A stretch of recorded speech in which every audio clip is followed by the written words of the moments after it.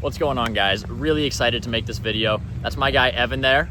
Hello. Just like the title says, we designed a disc golf course. We got a 9-hole on our college campus here. Really beautiful property. We're gonna be talking through a lot, kind of the process, how we built it and everything. You know, any challenges or like other ideas we had. Just, I don't know, kind of a chill video. We really just want to showcase this so we can show people, hey, you know, we did this, we built this. And shout out to my roommate, big guy Billy, big disc golf president Billy. I'll put up a picture of him right here. Actually, no, I'll put a picture of him right here so I don't block the lovely fountain. But yeah, mainly me, Billy, and our friend Tyler designed it. And then we had Evan, Lucas, and our friend Anthony. All of us, we all helped and built the thing together. Big shout out to the school, of course. This is the Lake Archer Disc Golf Course at DVU. That's Delaware Valley University if you want to peep it on UDisc. And if you're ever in the area, feel free to check it out. It's a pretty short course, some long holes. Yeah, really great time out here. Hope you guys enjoy this video.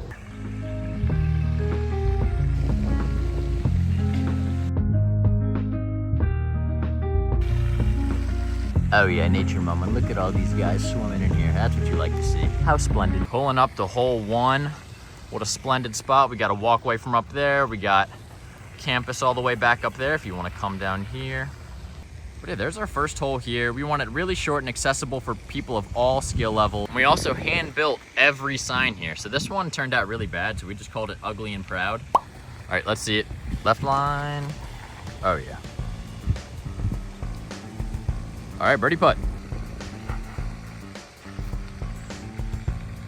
You'll see a lot of this as we're walking through, but it's a really well manicured area. School has a lot of land and like it's really well manicured. I think it used to be an arboretum up until a couple years ago, so there's a lot of like cool trees.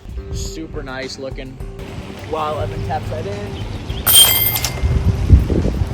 Oh, that's okay. All right, pulling up the hole 2. This is our hardest hole in the course.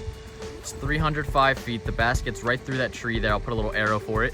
We got this sign right here, Boogie Wonderland. I'll put up a picture of who Boogie is so you can see what that is. This is probably one of the hardest holes, I'm gonna be honest. Maybe hole 5 or 6, I don't know. It's got some weird angles you have to go about it, even if you're down the fairway.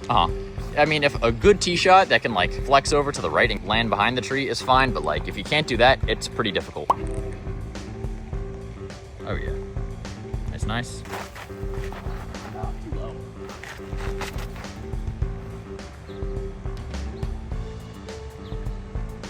Wow, that was like my best forehand ever here. So essentially how this whole thing came to be is, yeah, we were like, hey, we really like disc golf. Let's make a disc golf club here. And then we're like, oh, well, we have a really old course on campus. We'd love to try to renovate that, extend it. And what happened was they told us basically it's too dangerous back there because of rotting trees. So we're like, okay, let's build a new one somewhere. And we're like, hey, let's do it here. We got the nice pond, or we got Lake Archer there as they call it. And this whole area is really manicured. It's open. People walk by it all the time. So it's accessible for students, faculty, the community, you know, whoever wants to use it. And then we basically, you know, put in a funding request. And we're like, hey, this is what we want to do. From there, then we start planning out the course, ordering stuff. Yeah, I mean, shout out to OTB East. It's their East Coast shop for like OTB, the disc shop. Guy Steve there, super helpful, really great guy, big influence in the community. He helped us order our baskets and, you know, all sorts of stuff. Yeah, and then from there, then the labor started.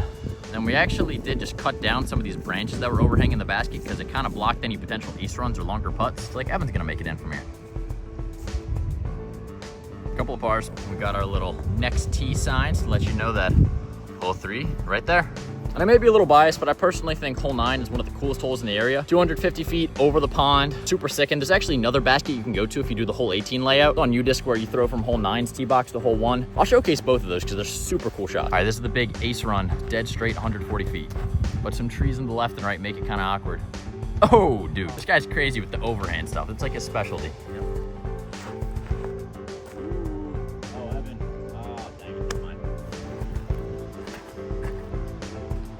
That's kind of good. Wow. Got some light work right behind the basket. We got that another next tee sign because you kind of got to walk here. Then we have another basket right there. And then this is kind of where we came from. Personally, and I know a lot of other people on the reviews agree with this, probably the biggest negative about the course is that it's pretty cramped for space, but we and the school were kind of okay with that because we knew that like most amount of people on the course, it was like 8 or 9 people, but that was also because we had a group of like 5 out here. Community over in some of the towns that lead into here, and they like it a lot for the layout and overall the design. The dean, I played with the dean out here, he really enjoyed it. Also, some people in housing, they really like it. I mean, since it's not super crowded, we're not really too concerned about overlapping fairways and being close together, just because there's not really reason to. There's pretty small traffic-wise in terms of, you know, compared to a really big 18-hole course. I think this hole's beautiful too. Got lake right there, you're overlooking it. We're throwing downhill. This doesn't really show justice for how far downhill it is. Basket's downhill, about 260 away behind behind this big pine tree right there. A little left, not a long par, but this one is called Migration for our friend Tyler, since he loves the movie Migration. Ooh, that's neat. Skip ace. This hole 3, also, we couldn't come up with a name for this or last sign, so we just called it no name. Coming down, we got the basket there. I think that's my disc. Yeah, right there. We got this old bat house, since we have a lot of conservation majors, environmental stuff. Shot is from up there. Come down the hill, around the big tree to down here. All right, so now we're back here. Hole is Bill's Nanners. Me and Billy love bananas. This one's kind of banana shaped, big forehand up to the right. Around the tree, it's back there, just trust me. Got this nice behind us. Jeez, man, that was up there. It's really good, I think, though. Yeah. Right? Yeah. I agree. That's not good. It's not bad, but it's not good. I think just one of the really nice things is, you know, it's on U-disc, it's permanent, it's really low maintenance, so it's nice to think that, you know, we could probably come back here 10, 20, 30, 40, 50, 60, 70, 80, 90, 100. Come back and show people and be like, yeah, look, we did this, we built this is because of us. And knowing that even if, you know, it's not the most popular course in the world or anything, a lot of people still will use it. It'll make people happy. Could be people's introduction to the sport.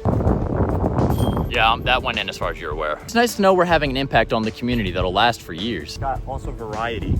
There's a lot behind those trees that you guys don't see yet, but maybe at like hole 8 or 9 we'll see that. We'll show that to them. Yeah, we have like high, low, up, down, left, right. Pretty good variety of every shot. This one's Plan Z. We got a left route and a right route. The basket, 270 par 4, but tee shot you have to keep it super low, so like you can eagle it if you really finesse the line. They're both small gaps, so really it limits the tee shot distance. According to the U-disc stat, it's pretty fair as a par 4, wouldn't you say? I think it averages like 3.6, and like half of these par 3s average like half a stroke under, so it's right up there.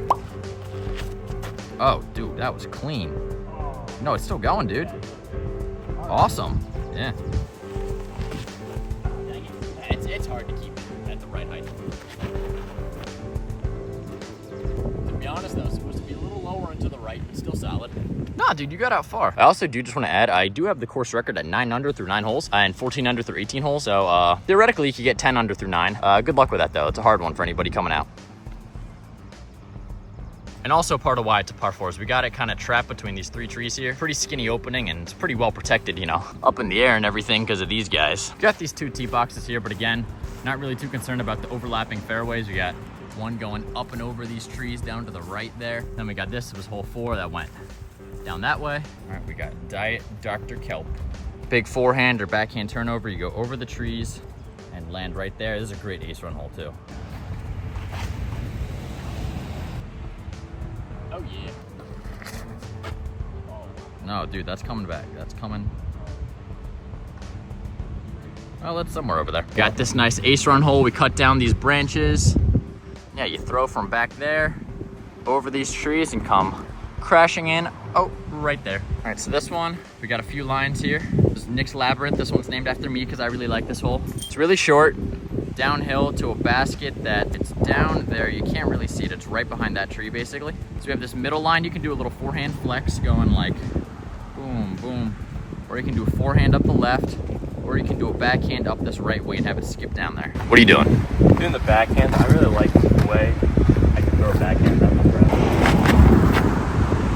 Ooh. Oh, almost. Okay, so that line, but higher. Bro. Then you get down off the tee, we got this nice clear spot. You can have ace runs come crashing down there. Boom, and look at that beautiful tunnel. Yeah, we got this lovely like tunnel straight behind it that just was like kind of naturally here, and we touched it up. Then you can have ace runs coming from the backhand line or that middle line. Have a few ways you can get down here. Nice, nice. Yeah, pulling up the whole 9. We got 2 tee pads. We got a short pad, long pad. So that way, if you don't want to throw over the water, you still have like a 120-foot shot with some trees in the way. The water on the side. And then the long one, that's the really cool one. I think that's one of the best holes in the entire area. 250 over water. You can go straight at it. You can go hyzer. You can do a little forehand flex, whatever works for you. So here's the short tee pad. Number 9, call it Thor's hammer from the short. Basket's right there. Water on the edge, you just go hyzer around the tree. And if you don't want to do that, you come down the path for a little bit. All right, didn't want to talk too loud for this part. Didn't want to disrupt the fishers there. But yeah, this is the hole, 250 over the water. Got the basket tucked right under the tree there. Some logs around the base. And that's the line you can take if you want to go to hole 1's basket right there, about 300 feet over the water. Okay, and then we got the Signed Davy Jones's locker, going across the water.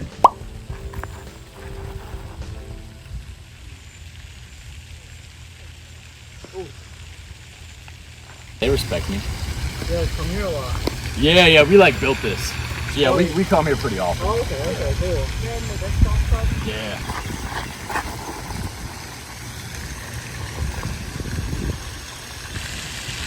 Alright, so now we'll go in the hole ones basket. This is like 18 on U-disc. You go here, it's like 330 uphill. Couple of gaps to the left, the right over the bench. Get something fading out at the end, you'll be fine.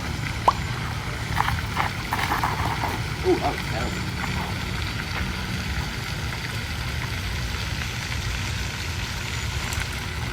Also, really great spot if you want to come out fishing, bird watching, any of that stuff is awesome here. It's great to walk. We got benches, some spots to sit. You can just sit on the edge of the water. And now I can hear killdeer flying around and belted kingfisher.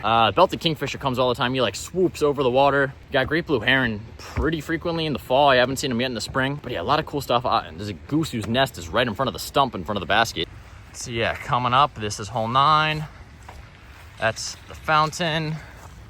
You can hear that belted kingfisher flying around somewhere up there. Through from right over there, across the water, boom, right here. Look at those. Oh yeah, there's Mama Goose. A little hiding in the stump here, probably the most dangerous spot in the entire property. Yeah, we got this cool stump here. I wish it was a little more visible right now, but pretty nice scenery. And for 18, get a nice walk up here back to one's basket from the other way. Of course, you know, liability reasons, I gotta say this. Be careful, make sure there's nobody throwing on one. Yep, and there's mine. Oh, there we go. I hope you guys really like this place. It means a lot to me and other people who built it. You know, it's a project we put a lot of time, effort to, and the school put a lot of money into. So if you're in the Southeast Pennsylvania, roughly area, definitely please come check it out. I know you'll have a great time. It's not the fanciest, it's not the hardest, but it's a great time out here. Thank you guys for watching, and best of luck disc golfing.